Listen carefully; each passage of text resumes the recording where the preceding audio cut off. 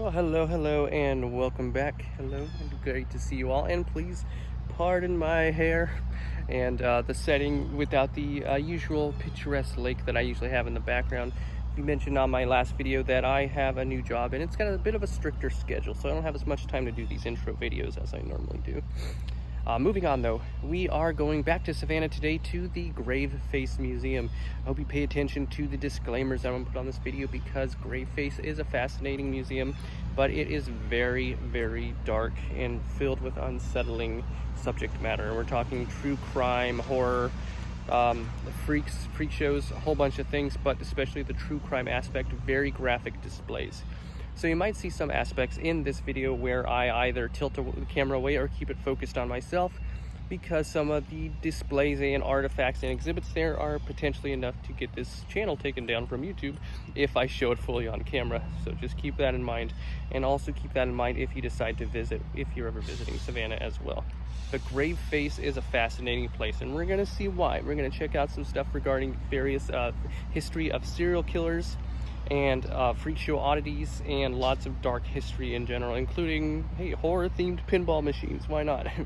So without further ado, let's enter the depths of Graveface. Abandon hope, ye who enter here, but also observe all the fascinating aspects of dark history. Let's go. Oh, Savannah. It's loud. Very loud. This is our destination. You see here that it's a slightly different path. And picturesque Savannah River. Got the convention center right there, and the Talmadge Bridge in the distance with a beautiful riverboat moving its way right alongside. This is the river walk. Our destination is still a little further down and very much tucked away out of the way, so we're going to go try to track it down in just a moment here. Pinball, yeah.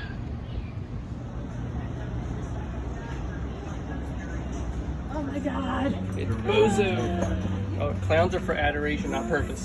Which is perfectly fine because I adore them. Don't you adore the clowns? Yes, I like this too. That's amazing.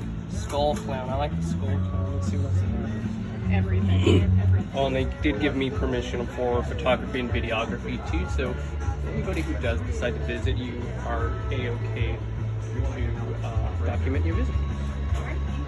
Can I tell you?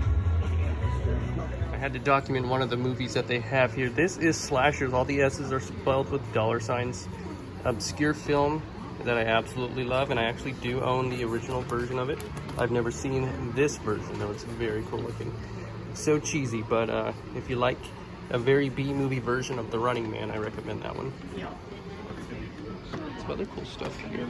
Very soon we'll be inside. Ooh, and we go. Thank you so much. This is cool.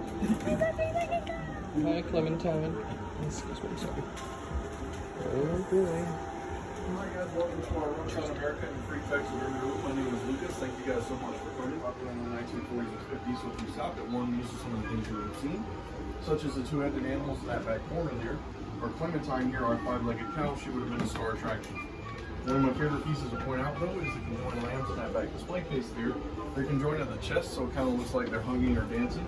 All the animals that I'm putting out are naturally occurring anomalies, which means they were born this way they were found in nature. Speaking of born this way, this is Eddie, our unicycling surgeon. Their home lay abandoned for another several decades after that until it burned down. The Jersey Desert. Picture there. And also another small picture of this one. When their house burned down, the owners of the museum with permission.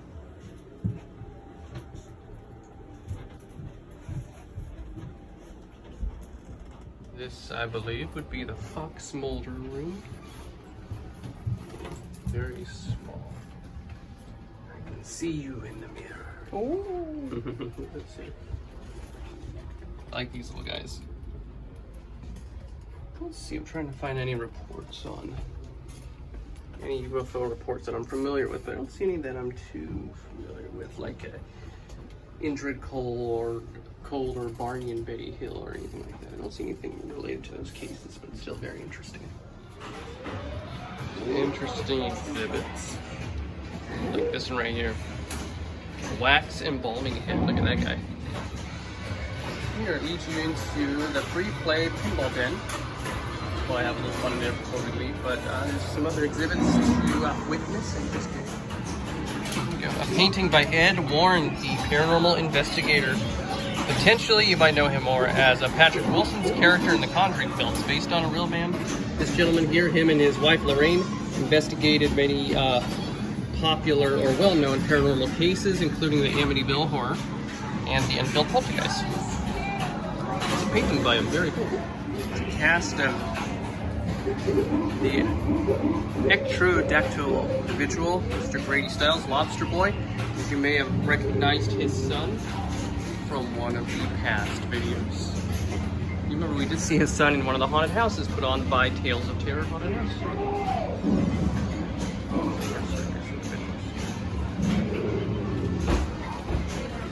Here's Captain Don Leslie, lifelong sideshow carny, fire eater, and sword eater, and some of his artwork right here as well.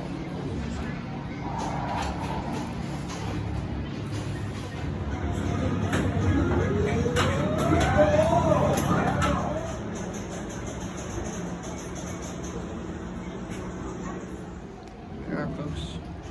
Pants worn by Charlie Manson, and a sign from Spawn Ranch, where he and his family hid out for a little while. That's crazy.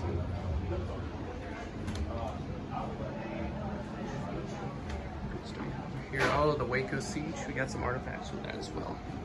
I'm gonna try to avoid showing some of the more graphic exhibits here, but there are a lot of very graphic exhibits here as well. Just FYI, in case you visit the room.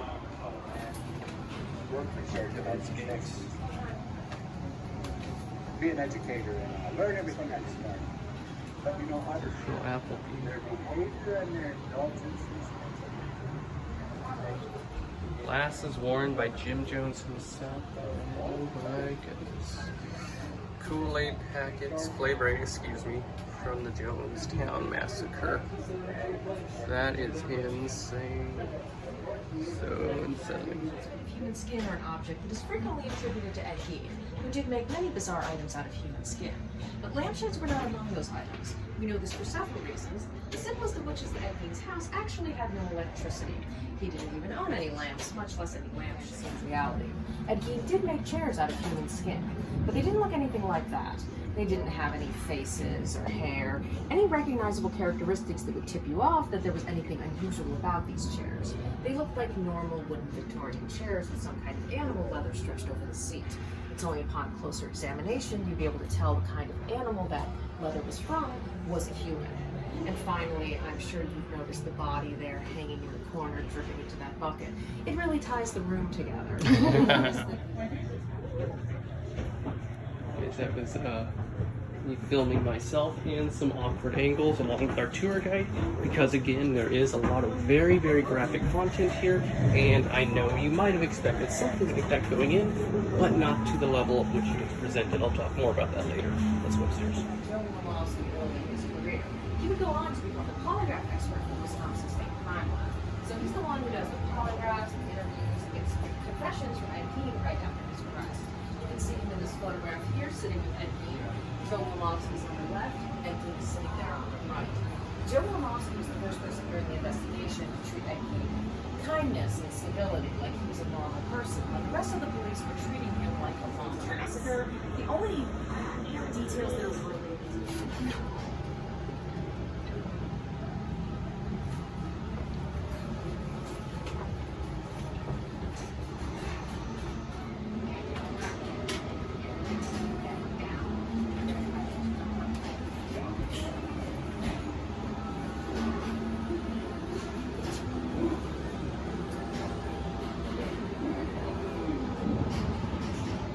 These like some of the bowls. Oh my god. Oh my Skates god, from that... Tanya Harding. Oh my god. That's amazing. Now here, I'm gonna circle back up here. Yep. Got some artifacts from O.J. Simpson. And again, I'm gonna keep it kind of moved over here because there are some graphic pictures that I don't want to necessarily put on the camera. A quick little view of the room. And there's Jim Jones again over there. He's like, I don't even need to tell you who was on those things because I can't prove it and it'll just sound. But there was some Norton. So that's Norton. So that's his wall. And he links up in prison at one time. At the time of Last my week went from arrest, this thing there were started up an operation. 4 of the suspects. 3 of the suspects that we knew that they knew There it that is. was Michael Rossi, David Crane, and Chris. Like 19 to 22-year-olds to pick up. I really like the 7 doors. Okay, yeah, no, I'm starting to see the connections Yeah. now. It's like, it's not even that circumstantial. It's like, no, these people all worked together. And if you actually, like, those business records that I mentioned were discovered back in we ended up with so much stuff is we've been basically putting everything that we've been learning into documentary form over the past 10 years. We've just wanted to know more about the case and what was actually happening and all That's what I get for trying this one-handed.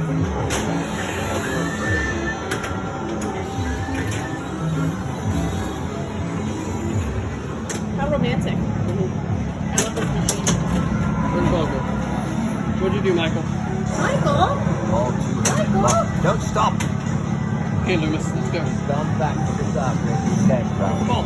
I tilted 6 times! Oh god, don't kill. That's like an Ooh, amazing look at that machine. The aesthetics on this machine are so good. Let's see, 40. Oh, you matched. Wow. Oh, yeah. Sick. No, I didn't match. Doing Match was very 70. well last Oh, I thought it was night. 40. Maybe someone. I can't read.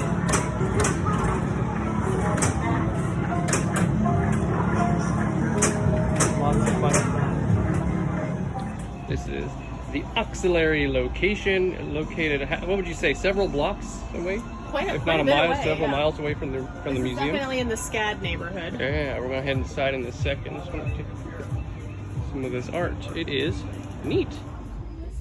I'm a fan of this. He's got his own little setup. Is it free play? And now, It is. on with the show. Oh man, now it's loud. Sorry, everybody. Creature-related stuff back here. I'll show you guys my creature from the Michael collection at home.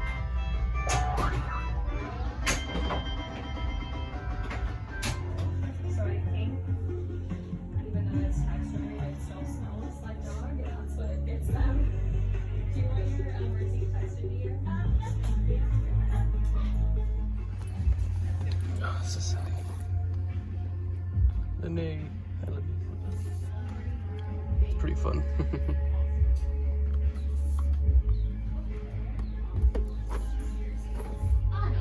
Lots of old VHS tapes here.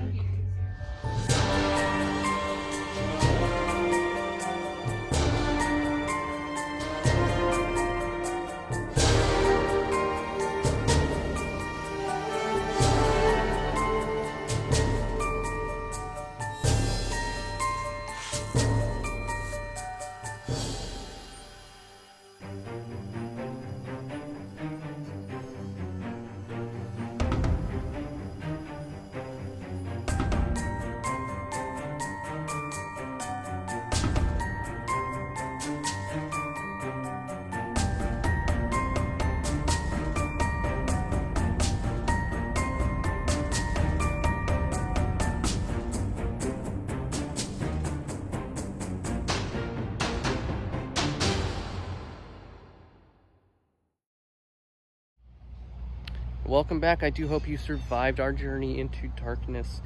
Again, as I mentioned, Graveface was a pretty unsettling place, but interesting and fascinating altogether. I do hope you enjoyed our journey there. If you stuck through, thank you for sticking around. Again, a lot of my stuff on my channel, I have some what I'd like to think are pretty lighthearted and fun stuff, like different theme park channels and animals and things like that, but also some dark aspects as well, because I am fascinated with dark history and horror, and just anything in that regards to anything that's a lot darker and more unsettling aspect of humanity. So I hope you enjoyed that glimpse. Maybe not enjoyed, but were at least compelled and interested and fascinated by it. If you're ever in the Savannah, make sure to check out Graveface, because it's such an interesting place to see and learn about all the darkness that we have in the past of the human essence overall. So without further ado from that, thank you so much for joining us on this journey through the dark infinite of the human recesses, and we'll see you next time. All right, bye.